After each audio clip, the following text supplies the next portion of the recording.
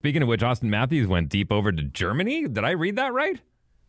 Yeah, he literally bounced the team to go get his injury, which the Leafs will not disclose, to go get it checked out by a specialist in Germany. Can we also just mention for the fact the guy didn't bother going to see a specialist in Canada because God forbid we have any doctors here. He went to Germany.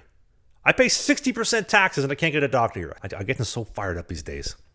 I don't understand that one. I mean, Mayo Clinic would have made sense. There's a lot of places that would have made sense. Like Germany's an interesting choice unless he has a personal doctor that he's worked with before that was over there. Like that one's a bit of a head scratcher. I don't quite understand it. I mean, I'm going to trust his judgment. He's got enough money they can do whatever he wants. But maybe it was a very specific. I don't know. Like I'm really confused as to that one.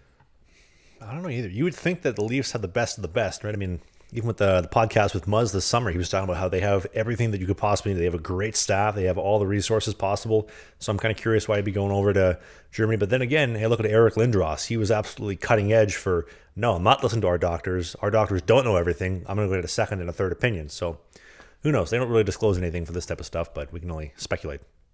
Yeah, well, all the best to him. Maybe Alex Ovechkin, they can split a private jet and go over there and get him back on the ice too.